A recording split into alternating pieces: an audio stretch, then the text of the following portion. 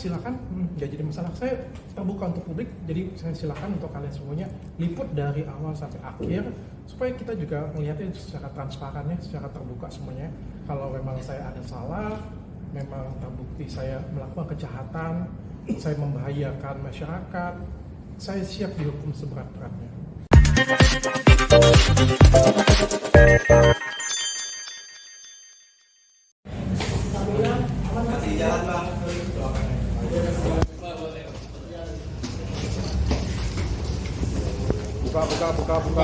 Buka.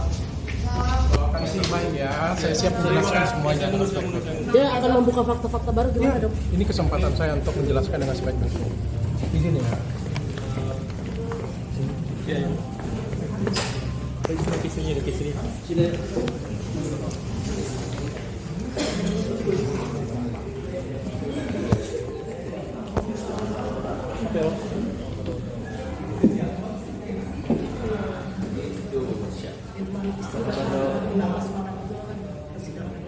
Ini ya dia sumber kekuatan saya sih. Kalau misalnya nggak ditemani istri atau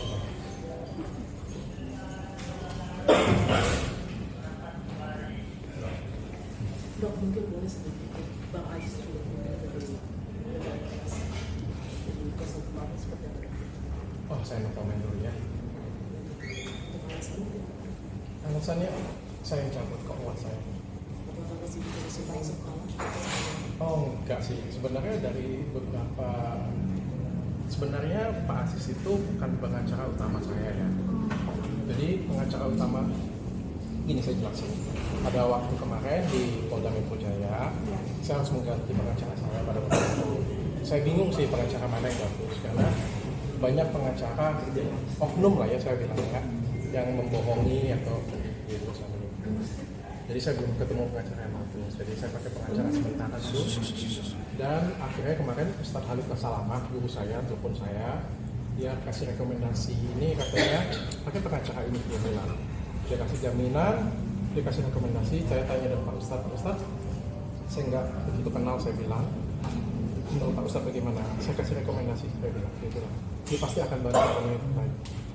Jadi saya ikut arahan guru saya pilih beliau sebagai pengacara saya, tapi mungkin pada waktu itu saya nggak tonjolkan ya, belum saya umumkan ke saya mungkin belum saatnya tepat ya untuk berbicara terbuka ya dengan media ya. Saya lebih fokus ke menjelaskan permasalahan pribadi saya dulu. Nanti di waktu yang tepat saya mungkin akan banyak kasih tahu kalian. Banyak oknum yang bermain di sini, banyak juga pengacara yang berusaha menipu. Oknum ya saya bilang ya, banyak juga orang-orang yang berusaha mengambil kesempatan. Apa tujuan dari semuanya ini? Ada yang, saya susah sih ngomongnya, mungkin bukan saya tepat.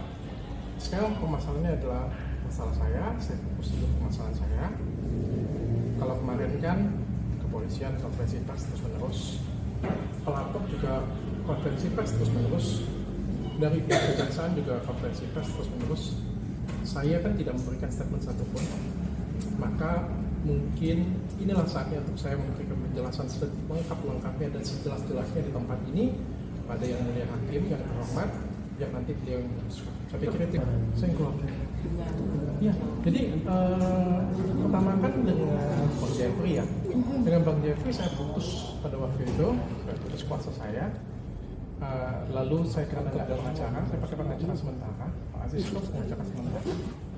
Pengacara utama saya ini ada rencana saya pakai ada dari 2 law firm. Mungkin nanti akan ada 3 law firm ya. Nggak apa-apa, silakan, nggak jadi masalah. Saya terbuka untuk publik, jadi saya silakan untuk kalian semuanya liput dari awal sampai akhir supaya kita juga melihatnya secara transparan ya, secara terbuka semuanya. Kalau memang saya ada salah, memang terbukti saya melakukan kejahatan, saya membahayakan masyarakat, saya siap dihukum seberat-beratnya. Tapi kalau misalnya tidak terbukti bahwa saya bersalah, saya membahayakan masyarakat, tolong bebaskan saya juga. Saya ikhlas jalanin semuanya. Kalau enggak ya kita akan sakit sendiri ya, sudah rugi 2 kali ya. Jadi saya ikhlas jalanin semuanya. Nanti kita serahkan saja kepada yang mulia hakim.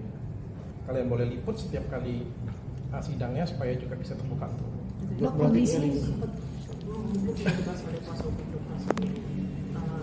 kemarin sempat bocor foto dok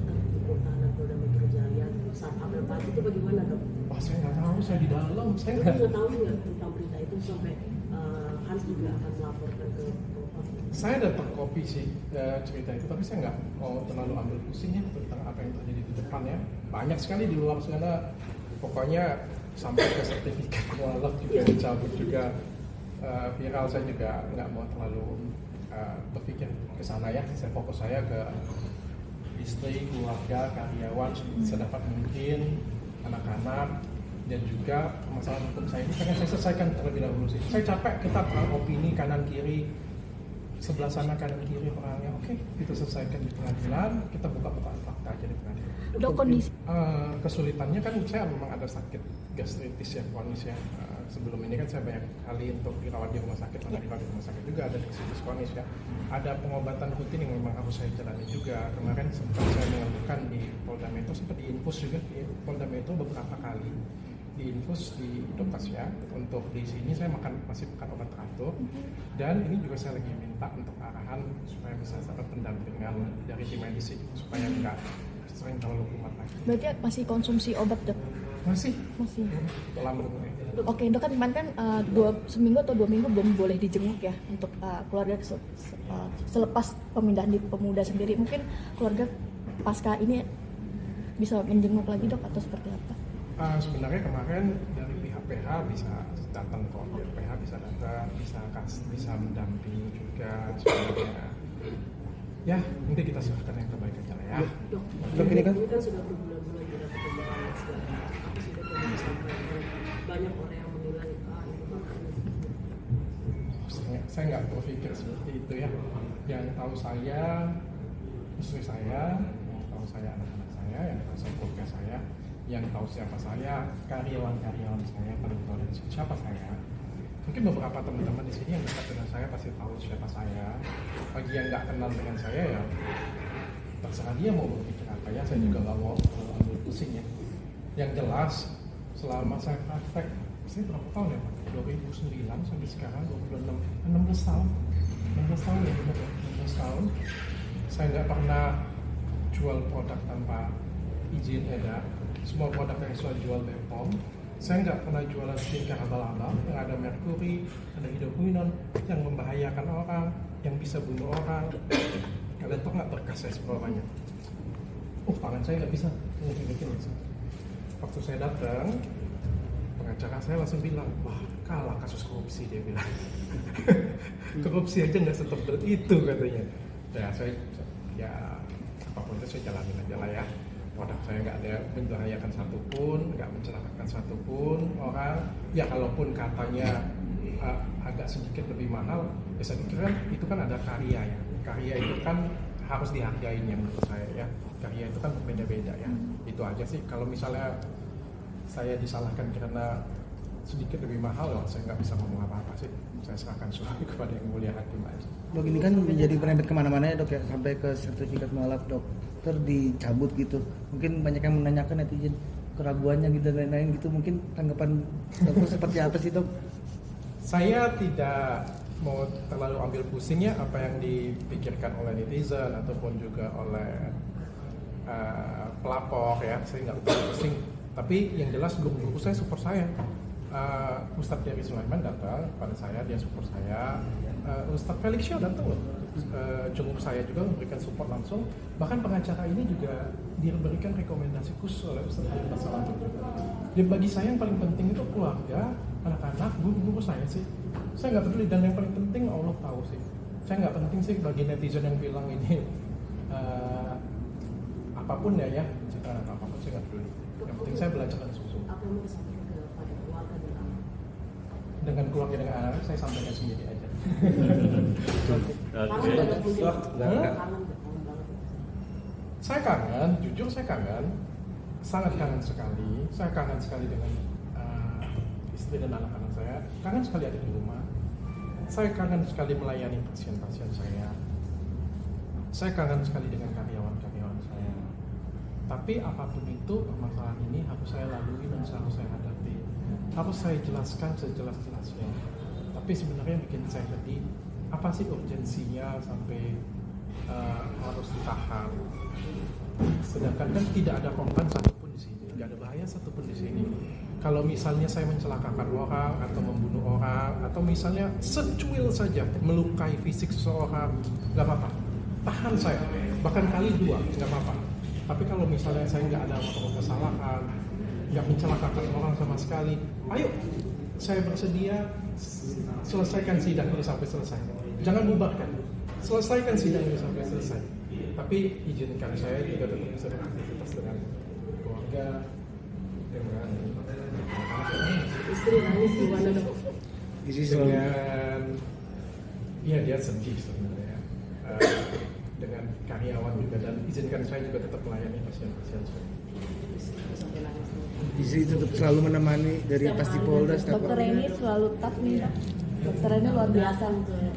Di saat seperti ini punya banyak hal yang saya pelajari ya. Saya belajar banyak hal sekali, terutama saya punya beruntung sekali punya istri. Istri saya ini dia nemenin saya baik di suka maupun duka. Di waktu saya lagi susah pun dia tetap ada untuk saya, selalu temenin saya, dia nggak pernah mengeluh.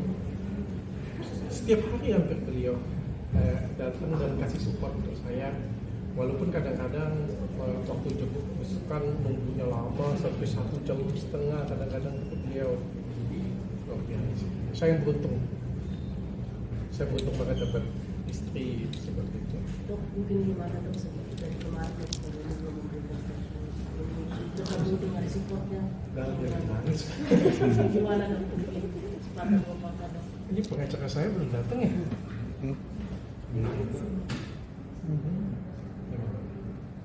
Dokter Roger, kalau untuk bisnis sendiri masih tetap berjalan ya?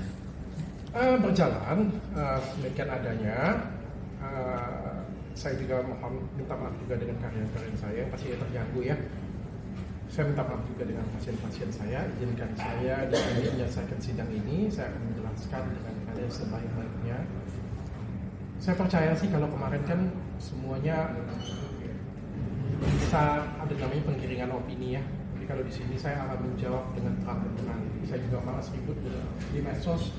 Dia bilang A, saya bilang B, bilang C, bilang D. Kan ribut nggak penting juga ya. Kita keluarkan semua data kita di sini. Dan dia juga mengeluarkan fakta-fakta baru. Nah, pasti nggak takut. Saya nggak takut. Saya nggak takut dengan fakta dan data karena saya juga merasa apa yang saya jual itu random, dan saya merasa apa yang saya jual itu tidak berbahaya untuk masyarakat.